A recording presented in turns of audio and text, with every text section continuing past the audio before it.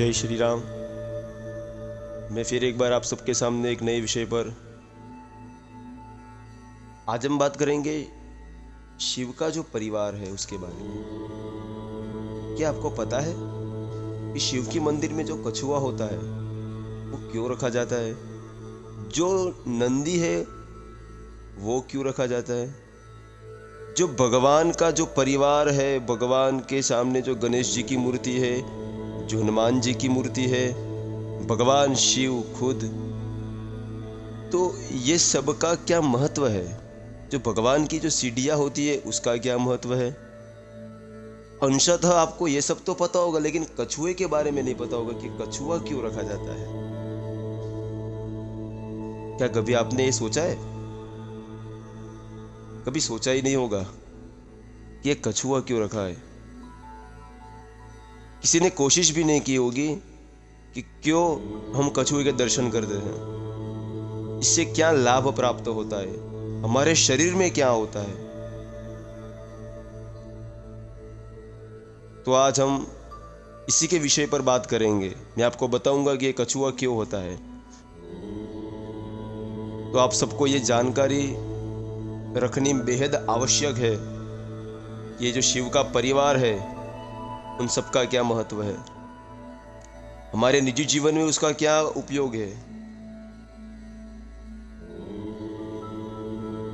तो हमारा जो योग शास्त्र है उसके 8 अंग है, अष्टांग योग है। तो कौन से वो योग है? यम, नियम, आसन, प्राणायाम, प्रत्याहार, ध्यान, धारणा और समाधि। ध्यान से सुनिए। यम, नियम, आसन, प्राणायाम, प्रत्याहार, ध्यान, धारणा, समाधि। ये अष्टांग योग के आधार पर ही शिव मंदिर का जो परिवार है, शिव परिवार है, ये अष्टांग योग के आधार पर ही वो हमें बताते हैं कि ये कछुआ, ये नंदी, ये क्या है, ये क्या हमें संदेश देते हैं। तो सबसे पहले आते हैं यम। तो जो हम भगवान शिव के मंदिर में जाते हैं तो सीढ़ियाँ आती है, तो सबसे पहले हम यम के द्वारा, यम के आधार पर वो सीढ़ियाँ चढ़ते हैं, तो वो है यम। फिर आता है नियम। अगर भगवान शिव के मंदिर में जाएंगे तो हमें कुछ नियम लेने पड़ेंगे। कुछ दर्शन के नियम है, कुछ मुद्राएं है, उपवास करते हैं, एकादशी का व्रत करते हैं, और कोई कोई लोग तो सोमवार या रविवार भी करते हैं। ऐसे कोई व्रत करते हो तो वो नियम लेना बहुत ही आवश्यक है अगर शिव का भक्त बनना हो तो, क्योंकि भगवान शिव खुद नियम के मुताबिक चलते हैं। तो दूसरा नंबर हुआ नियम। फिर आता है आसन। तो जो नंदी है वो आसन स्थिर करके बैठा है। तो जब हम नंदी को नमस्कार करते हैं तो वो नमस्कार करने के बाद हमें ऐसी अनुभूति होती है कि हम किसी भी स्थान पे एक आसन पर जब हम बैठते हैं तब हमें सिद्धि की प्राप्ति होती है। अगर हमारा आसन ही मजबूत नहीं होगा तो शासन कैसे होगा? तो किसी भी शास्त्र में हमें निपुण होना है, ज्ञान में निपुण होना है, या कोई भी चीज में हमें निपुण होना है तो हमें हमारा आसन मजबूत करना होगा। तो अष्टांग योग का तीसरा नंबर है आसन।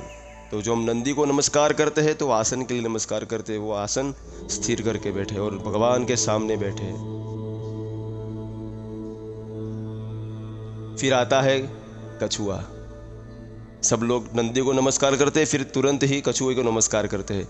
लेकिन कछुओं के नमस्कार करने से पहले हमको दर्शन करने चाहिए हनुमान जी महाराज के, क्योंकि चौथे नंबर पर है प्राणायाम। हनुमान जी कपि यानी बंदर का स्वरूप है, जो खुद पवन पुत्र है। हनुमान जी महाराज को दर्शन करने से हमारा जो अष्टांग योग का चौथा नंबर है प्राणायाम, वो सिद्ध होता है। किस प्रकार से? आपको प्रश्न होगा किस प्रकार से? तो प्राणायाम करने से, प्राणायाम 3 प्रकार के होते हैं, पूरक, रेचक और कुंभक। ऐसे प्राणायाम करने चाहिए। प्राणायाम करने से हमारा जो मन है वो मन मरकट माकड़े जैसा है, कहीं भी चला जाता है। अगर हम उसको वश में नहीं करेंगे तो हमें दर्शन की प्राप्ति नहीं होगी, शिव की प्राप्ति नहीं होगी। इसलिए हनुमान जी महाराज से हम प्रार्थना करते हैं कि सबसे पहले हम प्राणायाम करके हमारा मन वश में करें, हमारा मन हमारे अनुराग में रहे। इसलिए हम सबसे पहले हनुमान जी महाराज के वंदन करेंगे। वहां आता है प्राणायाम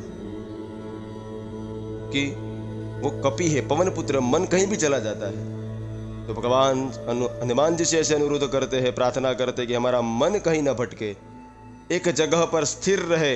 हे ईश्वर, ऐसी आप कृपा करना। फिर हनुमान जी महाराज के दर्शन के बाद कछुए का दर्शन करना चाहिए। कछुआ किसका प्रतीक है? तो वो इंद्रियों का प्रतीक है। इंद्रिया यानी 5 ज्ञानेंद्रिय, 5 कर्मेंद्रिय और 1 मन। अगर मन हमारे वश में रहेगा तो ये सारी इंद्रियां भी हमारे वश में हो जाएगी। इसलिए कछुए को वंदन करते हैं हम, क्योंकि जब कछुआ अपना मुंह, अपने शरीर के सारे अंग, कोई भी मुसीबत आती है तो वो अपने अंदर समेट लेता है। ऐसे ही जब हमें ईश्वर की प्राप्ति करनी होती है तब हम अपनी सारी इंद्रियां अपने वश में कर लेते हैं, तब जाके हमें प्रभु परमात्मा मिलते हैं, जगत में जगदीश दिखते हैं। तो ये बहुत ही जानने की चीज है, बहुत ही जानकारी के लिए है कि कछुआ क्यों है। तो ये हमारे शरीर की जो इंद्रियां है, हमारी इंद्रियां कौन सी है? तो महत तत्व से 3 अहंकार प्राप्त हुए, सत्व, रजस और तामस। उसके अंदर से तामसिक अहंकार से क्या प्राप्त हुआ? तो कि 5 महाभूत, उनकी 5 तन्मात्रा है। 5 तन्मात्रा के बाद राजसिक अहंकार में से 5 ज्ञानेंद्रिय, 5 कर्मेंद्रिय और सात्विक अहंकार में से 1 मन हमें प्राप्त हुआ। तो ये सब अगर वश में हो जाए तो 5वां नंबर का अष्टांग योग है प्रत्याहार। प्रति आहार इति प्रत्याहार।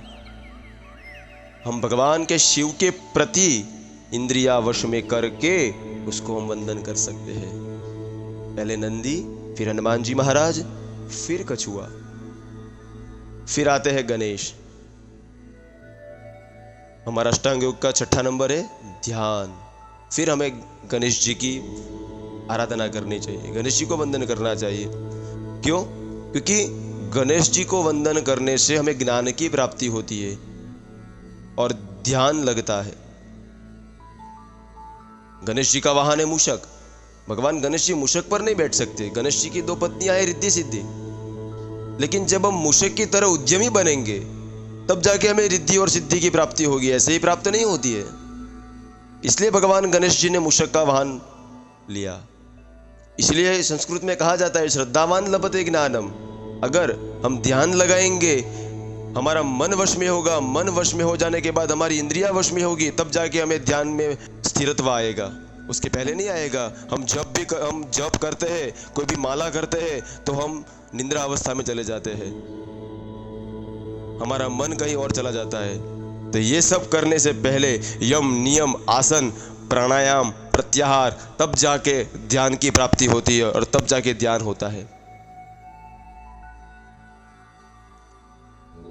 और तब हमें गणेश जी ज्ञान प्राप्त करवाते हैं, क्योंकि गणेश जी खुद ज्ञान है। फिर हमें धारणा करने की है। हमारा 7वां नंबर का अष्टांग योग है धारणा।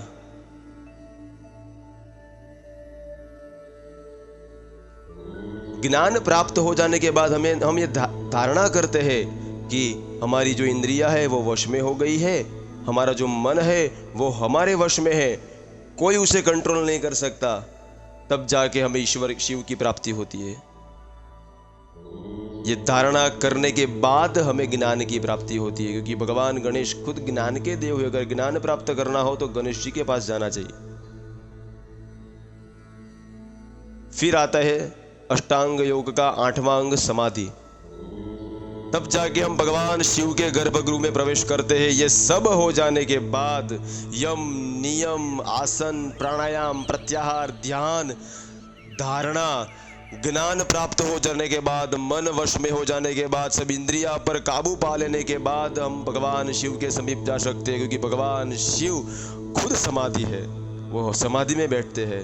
तब जाके शिव, शिव यानी शांति, शिव यानी कल्याण, हमें वो प्राप्त होता है। तब जाके आपको शांति की अनुभूति होगी, तब जाके आपका कल्याण होगा, तब जाके आपका पुण्य की प्राप्ति होगी। उसके पहले शिव के पास नहीं पहुंच सकते। ये कठिन है लेकिन असंभव नहीं है। इसीलिए हमें अगर शिव की आराधना करनी हो तो ये सब हमें पहले जानना पड़ता है। इसलिए मैं आपके सामने ये विषय पर आज बताने के लिए आया हूँ कि ये सब दर्शन करने से पहले आपको क्या विचार करना है। क्योंकि अगर आप विचार, आपको ज्ञान नहीं होगा तो ये आपको कैसे पता चलेगा, आपके अंदर श्रद्धा कैसे आएगी, आप भगवान शिव के दर्शन कैसे करेंगे। वरना तो ऐसे होगा कि दर्शन करने के खातिर दर्शन कर लिए और चले गए, फिर बोलते हैं कि मेरा ये कुछ काम नहीं हुआ, ये नहीं हुआ, वो नहीं हुआ। लेकिन अगर हम शिष्टाचार से,